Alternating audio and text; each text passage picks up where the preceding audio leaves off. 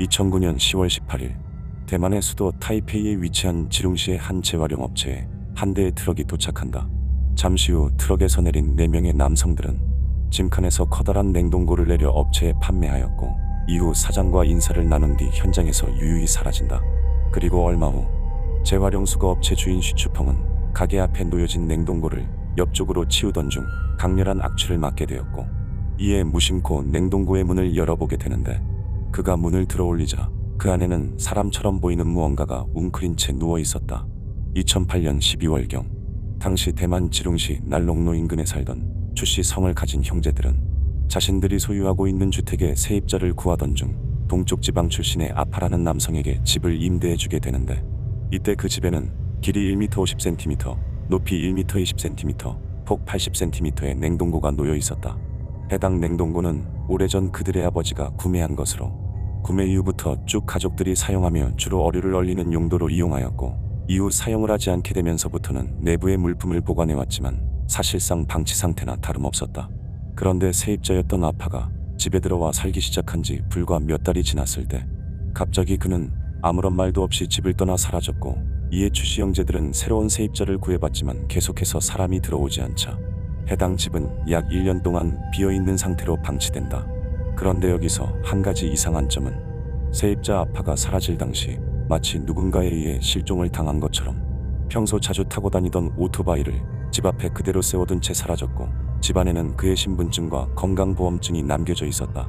그러던 2009년 10월 추씨 형제들 중 셋째가 앞서 비워두었던 집으로 이사를 하기 위해 오랜 기간 비워둔 집을 청소하던 중 오래된 가전제품을 모두 교체할 목적으로 냉동고를 처분하기로 결정하였고, 이에 내용물 확인차 냉동고의 문을 들어 올렸는데, 이때 내부에서 심한 악취가 올라오자 확인도 하지 않은 채 즉시 문을 닫아버린다. 당시 냉동고는 코드를 뽑은 채 오랜 기간 방치되어 있었고, 집안에서의 배치 또한 불빛이 잘 들어오지 않는 위치에 놓여져 있었기 때문에 그들은 내부를 자세히 확인하지 않은 채 그대로 재활용 업체에 판매하게 된다. 이후 냉동고 안을 살펴보던 재활용 업체 주인 슈추펑은 처음에는 안에 있는 것이 명확하게 보이지 않아 그것이 시신이라는 것을 알아채지 못했지만, 잠시 후 강한 악취를 느껴 자세히 살펴보기 시작하자 다량의 숯과 함께 사람이 웅크린 모습으로 누워있는 것이 눈에 들어왔는데, 추후 그는 그것이 마치 녹은 눈사람과 같은 모습이었다고 말하였다. 그리고 문이 닫히는 부분에는 알 수 없는 여성의 속옷이 걸려 있었고, 안에 있는 사람은 알몸의 상태로 하의 속옷만 착용한 상태였지만 가장 의아한 것은 사람과 함께 내부에 있던 의문의 물건들이었다. 그도 그럴 것이 그의 옆쪽에는 담배와 라이터를 비롯해 내용물이 조금 남아있는 와인병이 있었고, 바닥에는 슬램덩크 만화책 30권과 함께 다량의 숯이 깔려 있어 마치 누군가가 냉동고 안에서 살고 있던 것처럼 보였다. 그렇게 잠시 후 슈추펑의 신고를 받고 현장에 도착한 경찰들은 냉동고의 유입 경로를 역추적해 곧 추씨 형제들을 붙잡아 수사를 시작하였고, 이후 조사를 하던 경찰들은 앞서 추씨 형제들의 집에 살았었던 아파라는 남성이 반년 넘게 실종된 상태라는 걸 알게 된다. 또한 이것은 냉동고 안에 있던 시신의 사망 추정 시기와 거의 일치하는 기간으로 그들은 즉시 DNA 분석을 통해 냉동고 안에서 발견된 남성의 신분을 파악하는데, 그 결과 남성은 앞서 실종된 아파임이 확인된다.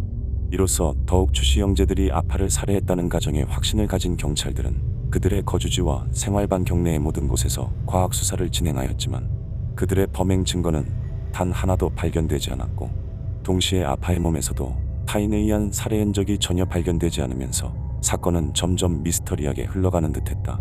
하지만 이후 주변인들의 증언으로 밝혀진 사실로는 당시 집을 임대했던 아파는 불법 약물을 즐기던 사람으로 그의 사인이 약물 중독으로 인한 쇼크사로 밝혀지면서 그가 스스로 냉동고 안에 들어가 잠을 자다가 이를 당한 것으로 판단되었고, 과거에 아파에게 집을 임대해 주었던 집주인들은 그가 집에서 유령을 봤다고 말하거나 집 여기저기에 부적을 붙여놓는 경우가 잦았다고 증언한다. 이로써 대만의 수사기관은 아파는 귀신이 무서워 새로운 잠자리를 찾던 중 집안에 방치되어 있던 냉동고를 발견하였고, 그곳의 비린내를 없애기 위해 바닥에 숯을 깔은 뒤 만화책과 와인을 배치해 자신만의 침실을 만들어 사용하다가 이를 당한 것으로 추정하였다.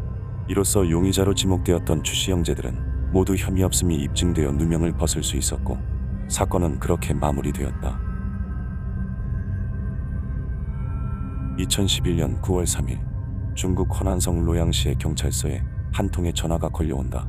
굉장히 떨리는 목소리로 말을 시작한 여성은 그간 자신에게 있었던 일들을 하나둘씩 털어놓기 시작했고, 잠시 후 경찰은 여성이 지목한 한 주택에 도착해 내부를 살펴보기 시작하는데, 이때 주택 지하실 아래 땅속에 암흑뿐인 공간에서 갇혀있는 여성들이 발견된다.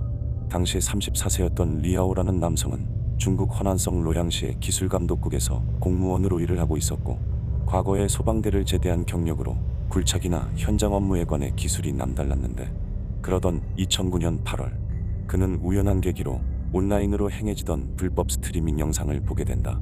당시 경제적으로 힘든 상황에 해당 영상업이 돈이 된다는 걸 알게 된 그는 급기야 자신이 직접 여성을 섭외해 방송을 할 계획을 세웠고, 이에 집이 서너 채밖에 없는 외딴 동네의 주택을 빌려 범행을 준비한다. 이곳은 로양시에 위치한 주택단지로 당시 해당 건물에는 지상층 외에도 반지하층이 건설되어 있었는데, 그런데 리아오는 지하실이 외부에 쉽게 노출될 수 있어 안전하지 못하다는 판단에 지하실 아래에 또 다른 지하실을 만들기 시작했고, 그렇게 2달간 매일 밤 땅을 파 약 3분의 1가량 작업을 마쳤을 때 첫 번째 여성을 물색하기 시작한다.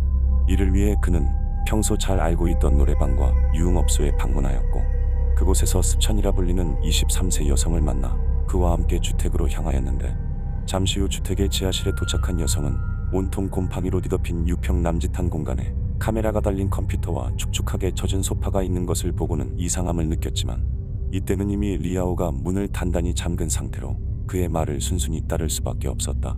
이때부터 시작된 리아오의 폭력으로 수찬은 아무런 반항을 할 수 없었고, 이후 그녀는 리아오의 강요에 따라 지하실 한켠에 있던 유리문을 통해 땅굴로 진입하게 되는데, 약 50cm의 폭으로 만들어진 땅굴의 입구는 수직으로 아래를 향하고 있었고, 일정 지점에 다다르면 수평 구간이 나와 낮은 자세로 기어 들어가야 했다.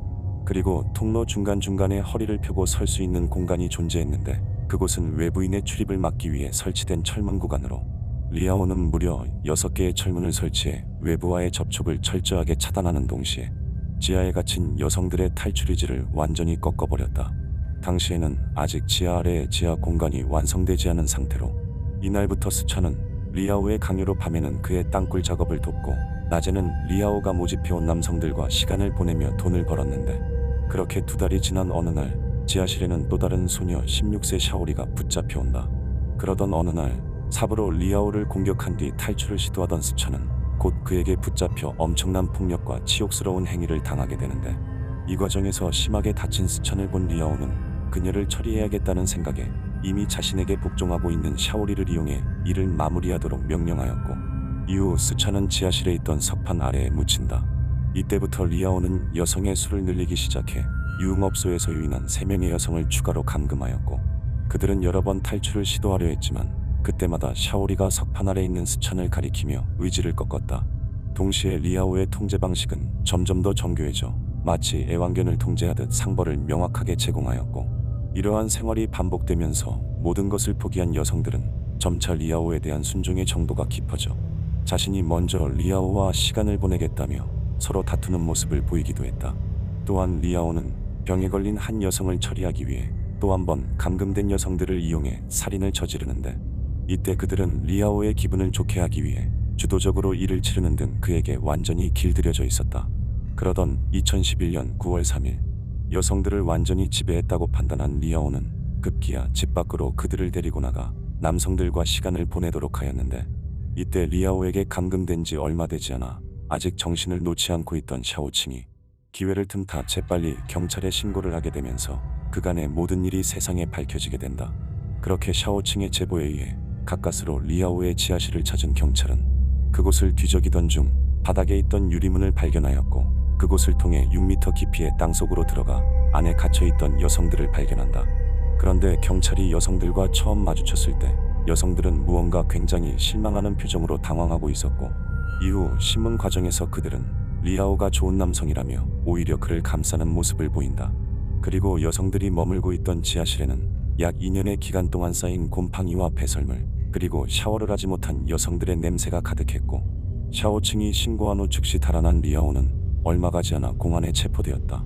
이후 이 사건은 범인에게 애착과 정이 생겨 동조하게 되는 스톡홀름 증후군의 한 사례로 여겨지게 되었고, 살인에 직접적으로 가담한 2명의 여성은 징역 3년을, 그리고 주범 리아오는 2012년 11월 30일에 사형을 선고받았다. 오늘 영상은 여기까지입니다. 영상이 마음에 드셨다면 좋아요만 부탁드리겠습니다. 끝까지 봐주셔서 감사합니다.